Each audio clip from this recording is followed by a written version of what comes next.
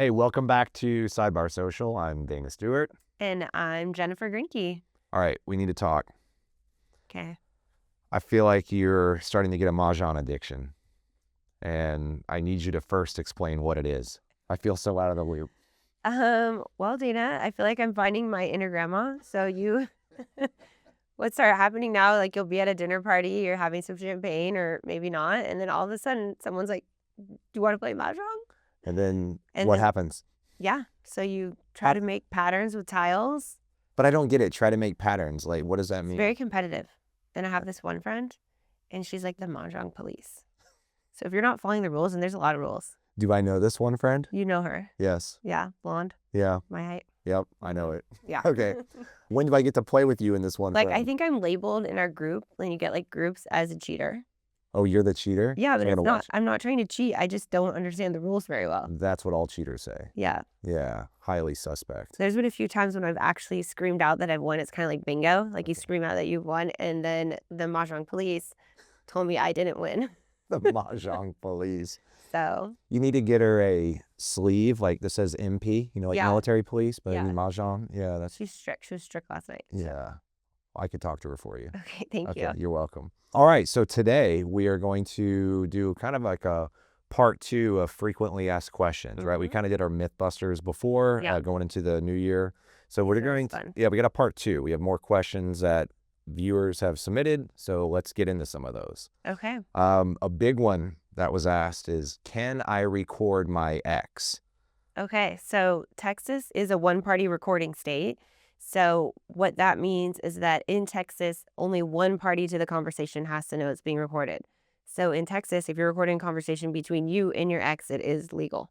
And it's kind of weird when you say we're a one-party consent because, okay, I consent as the one recording, you don't know, but in Texas, as Jen said, that is legal.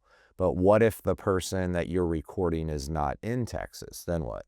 Yeah, so that's where you could get in trouble. So if the person's actually in another state that's a two-party consent state and you're recording the conversation, I think you can still get in trouble in Texas. Or it'd Correct. be hard to use it as evidence. Right. So just be aware of what state everybody's in and who's recording and who's parties to the conversation. But generally speaking, if both parties to the conversation are in Texas, it is legal for you to record without the other person knowing. And you can potentially use it in court. That's correct. Okay, let's go down a rabbit trail here. I don't want to go there. No, you're going. Come on. Here we go. All right. Everybody hop. Can a parent have their child record in the other parent's house for them? They cannot. Yeah. Not for them. It's No. frowned upon, It's right? definitely frowned upon. Yeah. I had this come up in a case once where one parent was using the teenager to record the other parent and step parent and how they were yelling at the kid. And there's some cases out there that do say if the person who had the kid record, like the vicarious recording through the kid, if it was necessary for the safety of that child, potentially you could use it. But the risk you run into is there could be all kinds of criminal implications. So Yeah. the way you said it, don't do it, is probably the best option. Yeah, and I think we touched on this in some of our prior episodes where we've had criminal attorneys on and just the different laws. So I would definitely go back and check some of those out from Royale Nation on the criminal side of recording somebody. Yeah, I think we talked about that with Andrew G early on, right? Yeah. In one of our first episodes, I think number 6, I think is when he came in. Yeah. But yeah, so you can get into an area of intercepting of wireless transmissions. And so if you had your child recording the other parent's home and maybe there's somebody else having a phone call in that house and now the recording picks up that phone call, now you violated federal and state law. So it's just something to be very mindful of. All right, moving on. What's our next topic? Okay, so the next topic that we get asked a lot is, can I introduce the kids to my paramour or my boyfriend, girlfriend, however you want to call it? Well, the best answer is like all answers in law, it depends, right? I feel like there's a lot What of about nuance. first during the divorce? Not recommended, right? So Why not? Sounds like a great idea. Yeah, I mean, it could be fun, but it could backfire too. So here's why it's not a good idea. If there's children involved and then you're now dating somebody else, even if you've been separated for a while, if you're bringing the children around this person, most judges are going to have an issue with that, right? The Yeah. ink on the decree is not even finalized yet. Your case is still pending. And if you're bringing around the new paramour, that can be confusing for kids. And again, there's a lot of nuance here. If it's a 4-year-old, that's going to be probably a lot more difficult for that person to understand than if you have a 17-year-old who's about to graduate. They may be better apt to deal with it. But generally speaking, introducing to the kiddos is usually not something that will make a judge very happy. What have you seen with it? Or like, what are your thoughts? Yeah, I always tell clients, I'm like, the divorce is typically messy enough. There's a lot going on, especially if you're in a battle over the time with the children. And so it's just frowned upon to bring in another party. Like, we already have a lot going on. Just wait until your divorce is final. Also, a lot of counties will have standing orders that have some type of morality clause in it that says don't bring this person around the kids during certain times of the day, typically at night. Yeah, and even if there isn't a standing order that prohibits it, or there's no Yeah. order in your court or in your case that says you can't do it, it's oftentimes not a good move anyway, just because of the emotional component, right? Yeah. Even if your judge maybe didn't even care, what it can do is upset your soon-to-be ex and cause them to make irrational decisions or do things that are going to prolong the divorce, which is going to cost you more money and be a lot more stressful. Follow us and join the conversation on Instagram and YouTube at Sidebar Social. Okay, so we talked about during the divorce. What about after the divorce? What do you typically see with introductions after the divorce?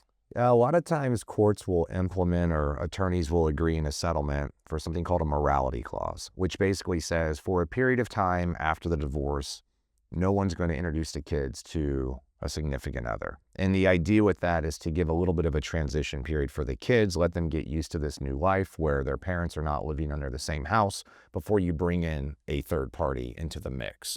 A problem with that, though, and you can tell me what you think, is remember the old language, I feel like the common language was for 6 months after the decree, you can't introduce a child to anybody, Yeah. right? What's a problem with that you have seen, if any? You want me to answer? What kind of problem are you talking about? Well, the problem that I've seen, I guess I'll just answer my own Yeah. question.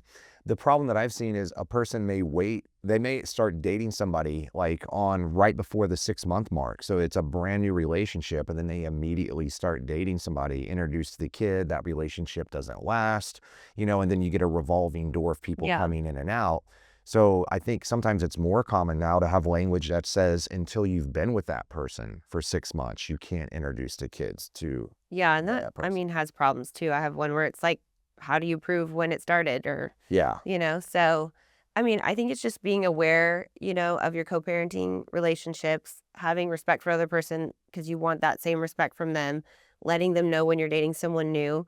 Your co-parent needs to know if you're dating a criminal or somebody that could potentially be around the children. And so just having a better co-parenting relation, I think, is like really where it starts. So in that example, one parent tells their co-parent, hey, I'm dating somebody new. And that other parent says, well, give me their driver license number and social security number. I'm going to run a background check on them. Do they have to comply? So they do not have to comply unless it's in the decree. Yeah. But I know there's a lot of people out there that want that in the decree. And so I do oftentimes see that they have the right to run the background check on that person. I feel like I walk the line on that one because it can be a little invasive, but obviously you don't want to put your kids in bad situations. So. Right. The decree will naturally have language that says you cannot be living with a sex offender or anything like that. Yeah. And you would think that doesn't come up, but I just had a case recently where one of the parents is remarried to a sex offender and the other parent's refusing to let the kid go over. And this parent doesn't understand why. They can't get it that they're Yeah. living with a sex offender. I'm like, that's a pretty big deal. But Yeah. yeah. Anyway, any other thoughts about the introduction to the kids? I feel like you just have to use common sense sometimes. And I know that's hard for a lot of people, but just be aware, of who you're dating. I feel like have a common courtesy with your co-parent because you're going to want that same type of respect when your co-parent's dating somebody, and make good choices. Always put your kids first, make good choices and do what's best for them. Sound like such a parent. Make good choices. Make good choices. You're mean- going to get timeout. That's right. You're going to get parent timeout. So even if there isn't a provision in the order that says don't introduce to kids, parents take a moment and think about it. Like, let's just let's be real here. Like, you may get into a relationship with somebody and you feel like, oh, it's so great. Give it time to play out before you introduce your kids. What you don't understand is that short term where you lose focus or clarity because you're so in love with the new person, you may lose sight of how that could damage your kids if that relationship then ends after they've just gone through a divorce and watched you and the other parent split apart. So slow it down, pump the brakes, make sure it's a good person before you introduce the kids. I'm done preaching. Okay, this comes up a lot, and I feel like this is a difficult one. All right, hit that me. is very common.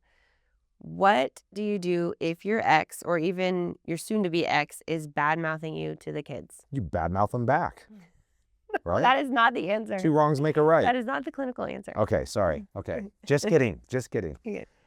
That's a tough situation though, right? Yeah. Naturally, you will probably want to lash out or say something, right? That's human instinct, and we all get that. But you have to try to approach this from the view of your judge, who is not going to believe that 2 wrongs make a right. Yeah. And the healthier way to approach it, I think, would be, one, you could try to have a conversation with the co-parent. But many of you are dating narcissists. We hear this all the time, right? Yep, he or she is a narcissist, or there's some personality disorder. Point being, you may not be able to have a reasonable conversation with that co-parent and get them to stop. Yeah. So you could look at getting a modification of your court order that actually has language in it that says you and your co-parent are prohibited from disparaging one another to a child. Problem is, that doesn't really stop it from happening.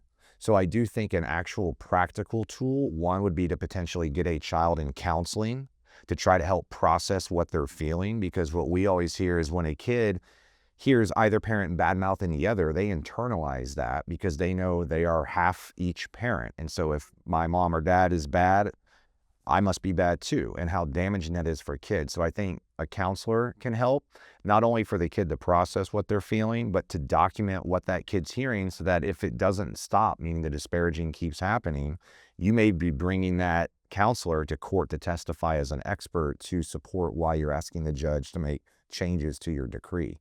Yeah, and kind of like what you said, if you have those injunctions in your order that say you can't talk bad about the other parent to the child or with earshot of the child, if you can prove that they're doing that, you can ask for contempt. You can ask for that person to have to pay attorney's fees. You can ask the judge to put them in jail. So I feel like there are remedies. It's just making sure that you have the right language in your order. Yeah, and I think those legal remedies are really helpful, and it's a good way to hopefully prevent it, but then you still have the underlying damage done to the kid. So I think you could do the legal remedies and counseling in conjunction with one another. To learn more about Greinke Stewart Family Law, visit greinkestuartlaw.com. All right, moving on. Next topic. Let's Next talk topic. money, your favorite topic. Yeah. Okay. Shopping is my favorite topic. Okay, well, that you requires need money. money. Yes, it requires Okay. money. So can a spouse prevent or cut off their spouse's access to bank accounts or credit cards during the divorce?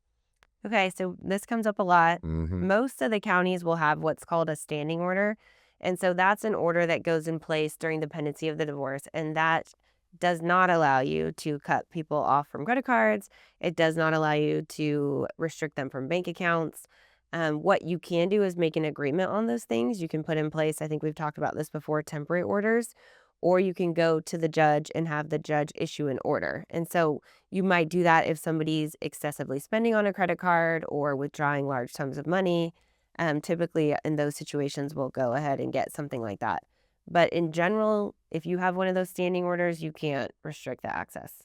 Now, pro tip, I've actually seen this work a few times where once somebody filed for divorce and in the petition, it has attached to the back the standing order that has all the rules about people cannot move money, hide money, waste money. You could try at the beginning, if you're worried about your spouse transferring money, spending money, cutting you off, send it to your financial company. I saw this work with Edward Jones, where saying, with a letter from the attorney saying, hey, we have filed, the parties are prohibited from making these transactions, and they literally froze the account. Not all financial institutions will do that, but when you have a case where you're worried the money may be moved and then there's really no other money to recoup if that person spends it, that is a remedy that's potentially out there. Yeah, and if that doesn't work, then you can join the bank as the party Yeah. and have But what does that mean, join the bank? Speak in layperson talk.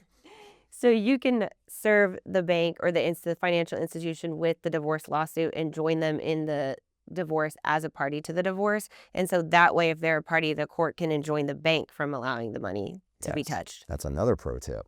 Yeah. Yeah. Because while the court can enjoin the spouse, the bank doesn't know that. So if the bank doesn't know that, then they might still release the funds. Right. Okay, so another topic that comes up a lot are grandparents' rights. So we often have a grandparent calling, they want to get access. Can you kind of give us like a high level overview of times when grandparents might have access to the grandkids? Well, legally access now is a lot harder. Yeah. So years ago, grandparents in Texas at least had more of an ability to have standing or the ability to go and ask the court to give them access to a grandchild. But in recent years, the law has changed, and it's basically confirmed that parents have the absolute right to kind of decide what happens with their kids, meaning grandma and grandpa don't get a right by law to automatically be able to see a child. There are some caveats or exceptions to that. Like, for example, we see this one quite often where maybe grandma and grandpa have had possession of the child, right? Yeah. Maybe I've seen this one where a mom or a dad may have been in rehab or something, and now they've left the kid with grandma and grandpa. Well, if that child has been with those people for a certain amount of time, well, they now have legal standing, meaning the grounds to be able to bring a case before a judge to ask them for some rights to that child.